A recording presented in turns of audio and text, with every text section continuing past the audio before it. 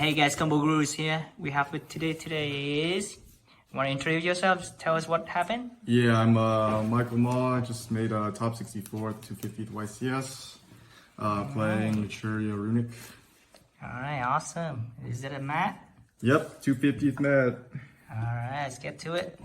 Yeah, I guess first we should do some shout outs. I think first things first, I want to shout out my friends Jatine and Taiga for housing me. Unfortunately, I didn't get that much time to spend with them because I just kept winning. But yeah, it was always a good time seeing them, and I really appreciate them letting me stay. Also, I want to shout out to obligatory shout out to Vince and Stacy. They weren't there, but they're they're good friends of mine. I wish they could have been there. Also, shout outs to everyone from the Arizona Yu-Gi-Oh community. I think I'm still considering myself pretty new to it, but they've welcomed me with open arms, and they constantly gave me all their love and support during the weekend, and it helped a lot. And then also I want to shout out to Pac. This list is pretty much his. I barely changed anything, and he pretty much kind of spoon-fed me this top, I'm not gonna lie. And then shout outs to Cody Angelov, Alexander Juneja, or Alexander Lizgath, Base Lolly, Mafuji, whatever you want to call him, and also Dominic Couch. They pretty much taught me how to play Yu-Gi-Oh! And they taught me, what it's like to not only be good at the game, but what it takes to win, and what it means to actually be great. So huge shout out to them. I think Dom and Cody, they still do coaching, so definitely hit them up. But yeah, that's about it. We can get into the deck. All right, let's go. So start off with the Naturia engine. There's 3 Camellia, 3 Cricket, and then 1 Sunflower. I think this is pretty standard. I mean, you just want to see all of them as much as possible, and you definitely want to max out on them because you actually run through them really quickly. And I mean, if you don't see the Naturia engine, you're just pretty much only playing Runick. So the Naturia engine, they're really strong, and you can definitely just win games off the Naturia engine alone, even if you don't see the Runick engine. They kind of just help you get there. They're really annoying to deal with, and then they kind of just stall out until you actually see the Runick cards. And honestly, going second too, they just apply so much pressure. Just Mole Cricket alone just threatens so much, just because you can bring out 2 negates with both the Camellia and the Sunflower. And Cricket alone just solos the entire Math Mech board, just because if you bring out both Camellia and Cricket, it just deals with super factorial alone. They just can't really do anything. But yeah, the Naturia cards are super strong. So definitely max out on all of those. And then the only other monsters I play is 3 Kurikara.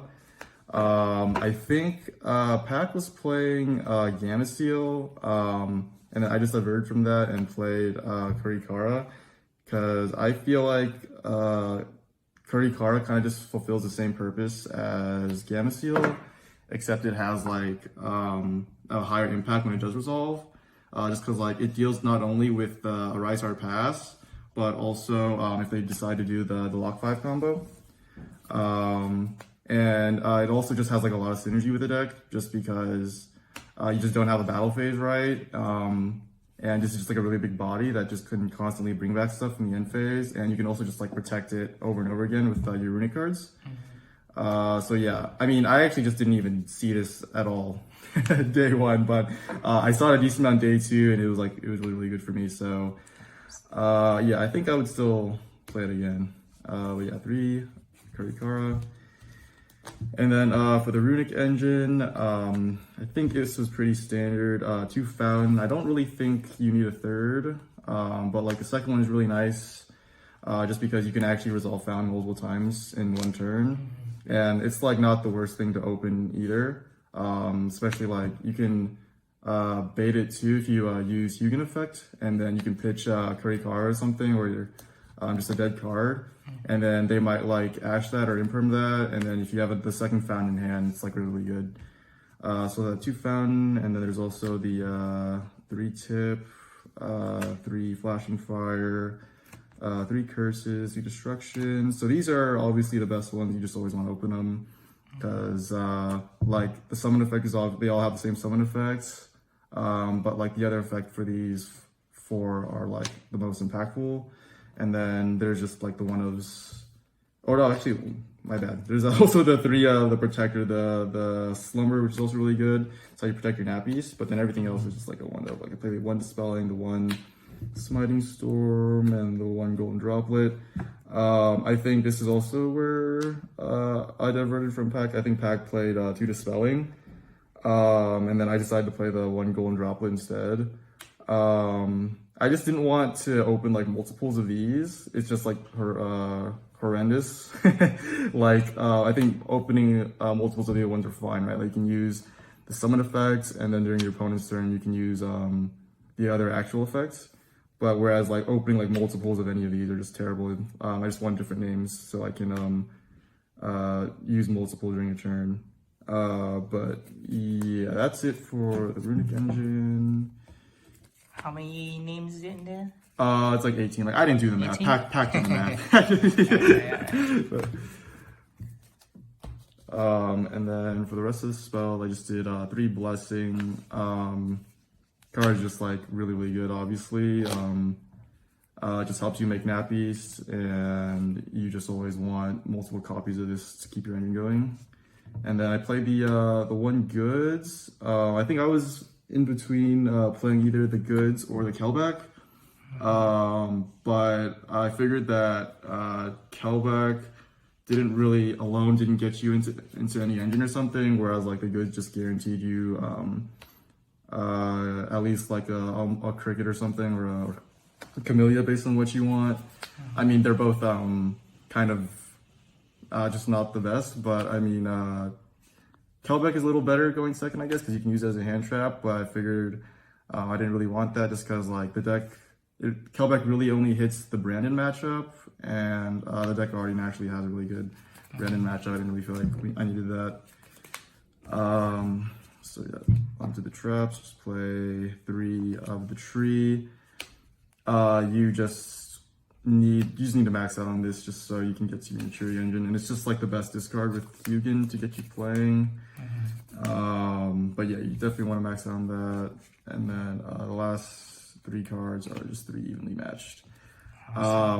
Yeah, it's just, you don't really have a battle phase with this deck, so it might seem weird to play evenly, but the thing is, you just want to like open it, and then obviously it's like really bad to draw a fountain, but like evenly I think it's just like really impactful this format.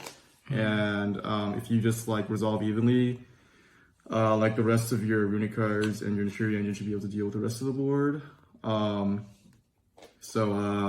Yeah, evenly was really good for me too. Yeah, that's it for main deck. 40 card clean, obviously. Nice. And then for the side deck, I played 3 Ash. This card was mainly just there for branded. Yeah, otherwise this card is just like not that impactful, but I just wanted to still like respect the brand matchup. Especially just because like it's like really hard to deal with Gimmick Puppet and everyone's just doing that, right? So I definitely still wanted the 3 Ash. And then 3 Nib. This was mainly just there for the lock 5 that Cash does, but also it's just like really good to side in going first against like rogue decks and other decks that just like can't play through your board and Nib, which is like pretty much every single deck. Oops.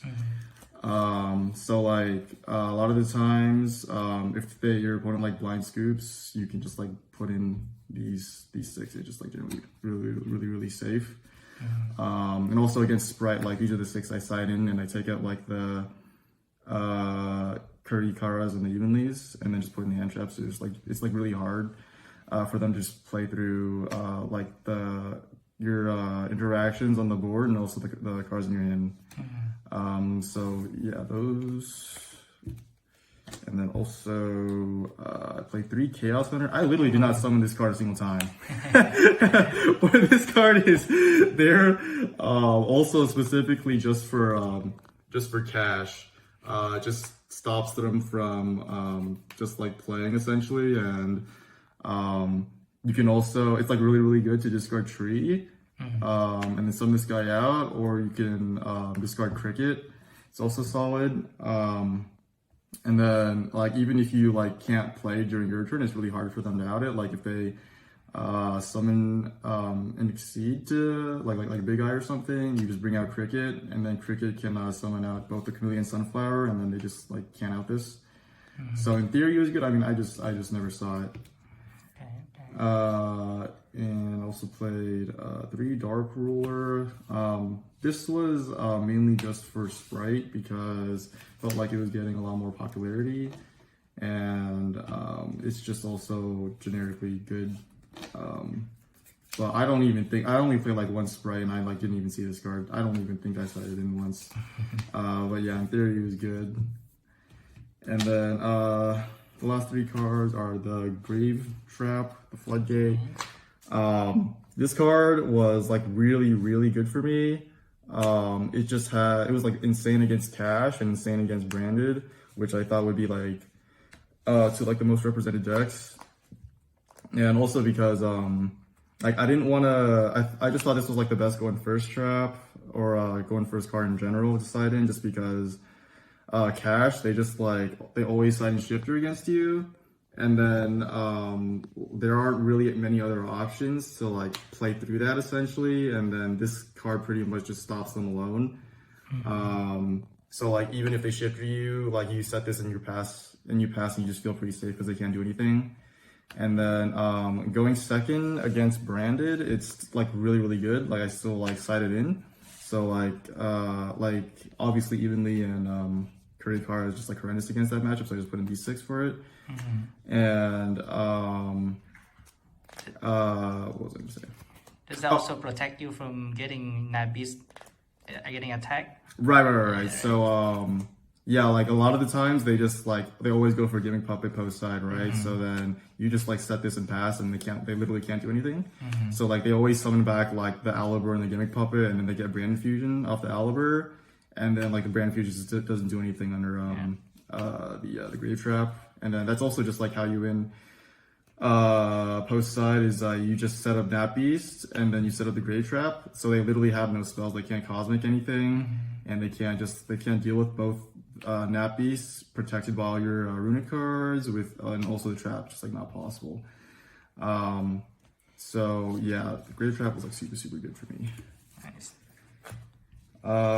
Then for the extra, I think the extra is pretty solved at this point. Just for the Runick cards, 2 Hugin, and then the 2 Gary. You really don't need any more. I think this was like the perfect amount. And then like they're just there to kind of get you going at the start. Like it might seem that you like run through them pretty quickly, but I think whenever you summon them, they already kind of get the job done. And then like later on in the game, you just rely on the Runick cards to win you the game. But yeah, they're just there. So this obviously gets you found, and then you can do some cool things with Gary and Evenly, especially against Sprite. You can like bait out a lot of interruptions with the Gary, and then if you're able to bait out like the Carrot, you just like evenly them, and then they just can't win. So yeah, these were the Runick cards. Oh, actually, my bad. There's a Munin too. I put this in there kind of last second because I was siding it initially, but it does come up a decent amount when like you just need to fountain to draw at the end, because you didn't need to earlier in the turn, and at the same time it's just there to protect your fountain, and it's also just really good in the mirror. So yeah, this card was really good. And then the one link I play is just Donner. It's like really good to clear things, and also it just clears your extra monster zone, so you can keep summoning the Runick cards. And also for the Exceeds, 1 Dugaris, an Exotone Knight, and a Baguska. Yeah, these cards are all just really, really good. Exotone's insane to help clear boards, and then Baguska is just insane against Branded, just because you can bait out a lot of things. And then if you just stick 2 4s on the board and then get to Baguska, you just stall until you get your Runick engine going, and then you just eventually deck them out. And Dugaris is also really good, just to like get you more into your engine if you like didn't open too well. So that's it for these C's, and then for the synchros, I just play the 1 Barkion and the Beast for the Naturia cards. Beast is like one of the main reasons you play this deck, right? Is just you just negate every spell, and then Barkion just insane against trap decks, and yeah, these are like just win conditions alone. And then the 6s play Coral Dragon and Charge.